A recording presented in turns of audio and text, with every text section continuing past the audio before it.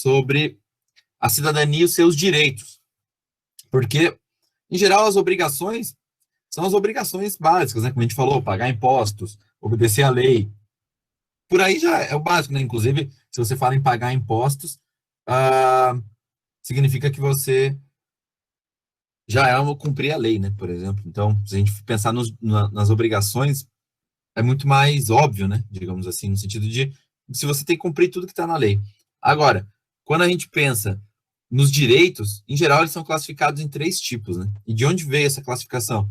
Veio de um sociólogo chamado Thomas Marshall, né? Thomas Marshall, então, a partir da análise, da pesquisa que ele fez para a história política da Inglaterra, ele acabou estabelecendo essa tipologia, nessa classificação dos três tipos de direitos da cidadania que os cidadãos em geral têm nos países modernos, né?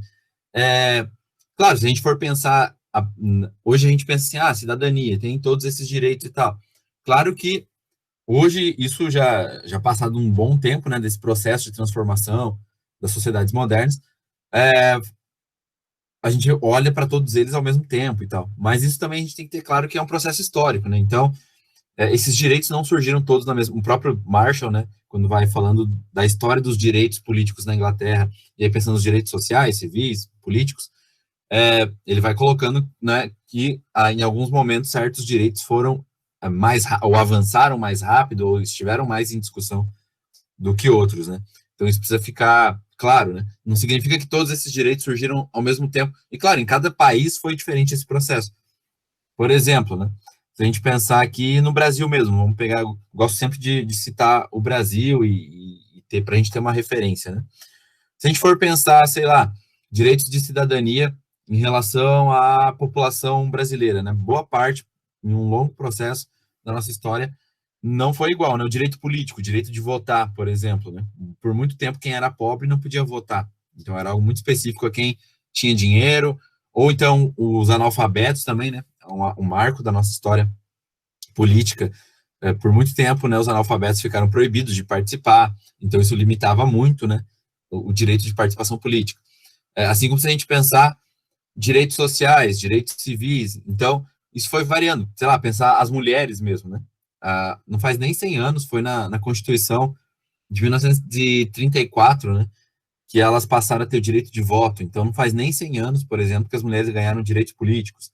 Então, sempre, claro, hoje a gente vai discutir isso aqui de uma forma geral na nossa sociedade, mas sempre tenham em mente, muito claro isso, de que esses direitos variam de país para país, no ritmo em que eles acontecem, né? Os direitos civis, políticos, sociais, e é um processo histórico também. Então, cada sociedade teve um avanço diferente, ou às vezes não só avanço, mas também retrocessos nesses direitos, em relação a variados quesitos deles e da sua população. Então, mulheres tiveram direitos a votar, a participar da política em momentos diferentes da história de cada país. A própria ideia de escravidão, né, o Brasil, em geral, carrega essa vergonha até hoje. Se a gente for pensar, né, na inclusão da população negra nos seus direitos de cidadã, para acabar com a escravidão, o Brasil foi o último país do Ocidente, né, a acabar com a escravidão. Então, cada país teve um ritmo diferente de implementação, digamos assim, desses direitos, né. Então, a gente, em geral, o próprio Estados Unidos aqui, né? Se a gente pensar, a escravidão lá acabou antes em relação aqui ao Brasil, mas eles mantiveram um sistema de segregação, né? Os negros, até os anos 60, não tinham os direitos civis iguais aos dos brancos, né? Então, que é, por exemplo, aí sempre recomendo, né? Quando Martin Luther King é muito conhecido, às vezes, por aquele discurso, né? Eu tenho um sonho e tal. Mas, às vezes, pouca gente sabe, né? Da onde veio esse discurso, quem era o Martin Luther King. Então, sempre sugiro, é o tipo de coisa que é interessante se aprofundar, pesquisar, né, o que isso queria dizer. Então, Martin Luther King, a gente vai entrar mais até nessa discussão quando a gente for falar de movimentos sociais, né, e aí, em geral, eu sempre faço uma discussão específica para alguns dos principais movimentos que a gente tem hoje. Mas a gente pensar, o Martin Luther King foi um símbolo, por exemplo, de um líder que defendeu a igualdade, os direitos civis fossem estendidos de forma igualitária aos negros também nos Estados Unidos, né? Então, algo que não existia até pouco tempo atrás, né? Se a gente considerar os anos 60, a gente faz aí pouquíssimo tempo, faz 60 anos, né? Exatamente, a gente está em 2020, então 60 anos desse processo de conquista de direitos civis pelos negros nos Estados Unidos. Então, percebam que quando a gente vai pensando todos esses direitos, eles não são homogêneos, né, no sentido de cada país ter chegado ou atingido esses direitos, estendidos eles a toda a sua população de forma idêntica. Então, isso sempre tem que estar claro. Então, a partir dessa tipologia que o Thomas Marshall estabeleceu estudando na Inglaterra, acabou que hoje ela é pensada para todos os países do mundo, né, das democracias modernas. Quais são, então, os direitos civis, políticos e sociais de cada sociedade? O que é os direitos civis? Os direitos civis, então, estão relacionados à ideia de liberdade individual. Ou seja, a ideia de tudo aquilo que eu posso fazer como indivíduo, o que eu tenho direito de fazer como indivíduo na sociedade que eu vivo, né? E aí eu já coloquei ali alguns exemplos. Então, são aqueles relacionados às liberdades individuais, ou seja, pensar, liberdade de pensar e me expressar. Então, quando a gente pensa, aqui no Brasil, né? Eu tenho o direito de manifestar minha opinião, posso me expressar sobre qualquer assunto, né? Posso criticar o governo, posso elogiar o governo, posso, enfim, manifestar qualquer ideia, qualquer opinião agora, né? Com a Covid, tem uma discussão imensa aí sobre estabelecer a quarentena, fechar tudo, abre o que pode abrir, o que não pode, quais são as condições dessa abertura e desse fechamento. Então, isso tudo, todo mundo tem direito a manifestar sua opinião, né? Ser contra ou ser a favor a quarentena, a fechar os estabelecimentos ou não fechar, enfim. Isso se você está fazendo isso, se você já entrou nessa discussão com alguém, você manifestou um direito civil seu de liberdade de expressão. Você poder se manifestar, dar sua opinião em relação a um assunto. Então, quando a gente está falando de direitos civis, em geral, todos aqueles que a gente consegue pensar como liberdade individual, ou seja, o indivíduo poder ou não fazer alguma coisa. Garantia de ir e vir, né? Então, você pensar que você, em geral, tem liberdade de poder ir e, claro, se a gente considerar dentro do país, né? Óbvio que quando a gente vai pensar nisso em relação a outros países, aí cada país tem as suas regras de aceitar estrangeiros ou não, né? Aí já é uma outra questão. Mas se a gente pensar internamente, né, dentro do nosso país, todo brasileiro tem direito de ir e vir, é um direito individual, você pode morar eu mesmo já me mudei, já morei em várias cidades, né? Então, eu me mudei, tive direito de me mudar, de poder ir e voltar para a cidade que eu quisesse, a hora que eu quisesse, o dia que eu quisesse. Então, o direito de ir e vir é um direito individual, um direito civil, né? Poder ir aonde você quiser.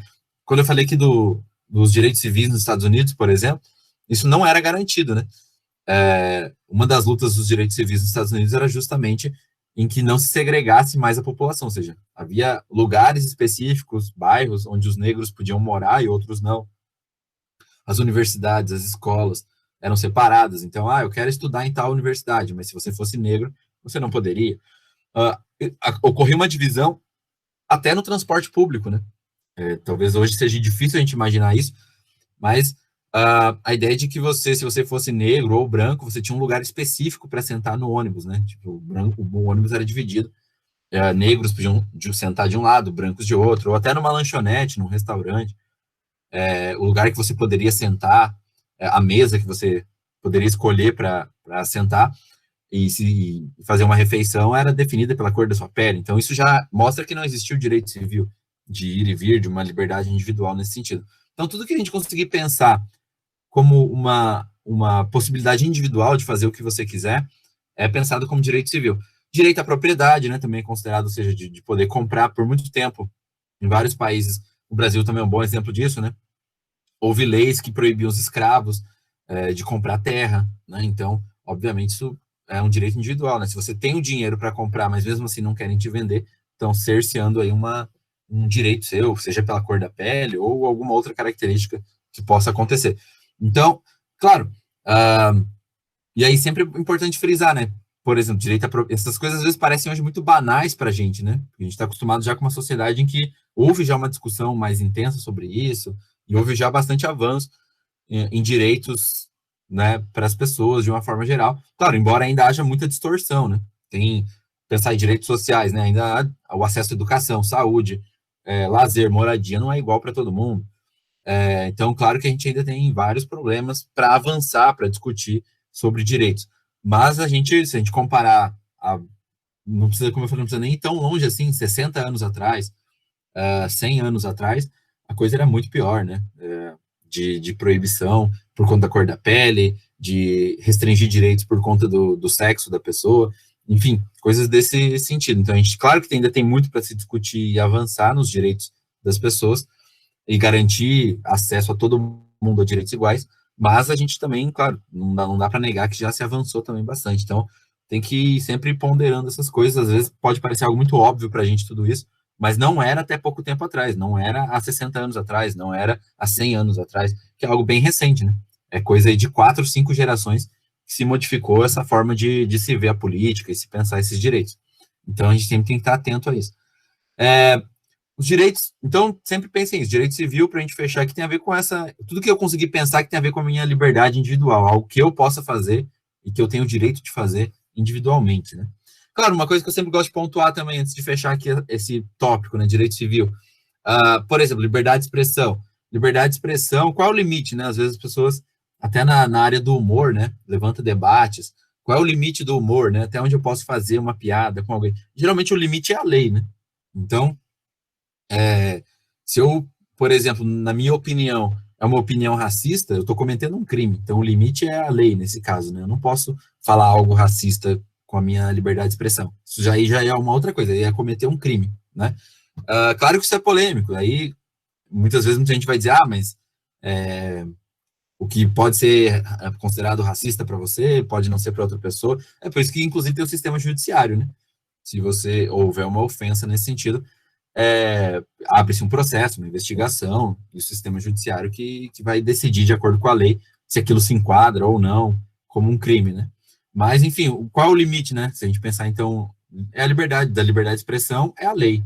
Se você, com a sua opinião, está ofendendo alguém, discriminando alguém, você vai se enquadrar como um crime. Então, toma cuidado, né? Isso é uma coisa que eu sempre gosto de frisar. Liberdade de expressão não quer dizer que eu não seja responsável pelo que eu falo, né? Então, você pode falar o que você quiser, mas você é responsável, você pode ser responsabilizado, principalmente se for um caso de cometer um crime, como eu falei, com a sua opinião, né? Então, cuidado, liberdade de expressão não significa achar que eu posso sair falando e todo mundo tem que ouvir o que eu estou falando. Simplesmente assim, se eu cometer um crime e ofender alguém, assim como se eu ofender alguém, né? Eu posso xingar uma pessoa? Posso. Mas se a pessoa se sentir ofendida, ela pode me processar, sei lá, por danos morais ou alguma coisa assim. Então, tem que tomar cuidado com isso, né? Às vezes as pessoas confundem muito isso, né? Mas a gente é uma democracia, eu tenho liberdade de expressão, posso falar o que quiser. Poder pode, mas você pode ser responsabilizado também pelo que você fala, né? Então tem que estar atento a isso. Direitos políticos, né? O que é o direito político? Com a própria ideia acho que esse talvez seja o mais óbvio até de entender, né? O direito político tem a ver com a possibilidade de participar da vida coletiva da sociedade que eu vivo, né? Então, participar da política, especialmente hoje, nas sociedades modernas, é poder votar, né? Então, em geral, claro que tem toda uma discussão, né, sobre a qualidade de uma democracia. Em geral, se uma democracia só tem participação na época da eleição, a gente poderia dizer que é uma democracia mais frágil ou uma democracia pouco participativa. Agora, se ela amplia essas possibilidades para atividades de protesto, de manifestação, já é uma democracia, digamos, mais viva, né? Onde a população sente mais, além de exercer o direito de voto, se sente em condições ou confortável para também ter outras formas de participação. Então, direitos políticos são todos aqueles relacionados à possibilidade de eu poder participar da vida política da minha sociedade. Então, aqui no caso do Brasil, né? Com 16 anos, todo mundo já pode começar a votar, né? Então, e aí tem até, a gente discutiu na última aula, a ideia de pensar até o voto, como ele é obrigatório no Brasil, a gente pode pensar ele tanto como um direito de poder participar, quanto uma obrigação, né? Um dever como cidadão de votar, né? De participar das eleições. Então, a partir dos 18, no caso, né?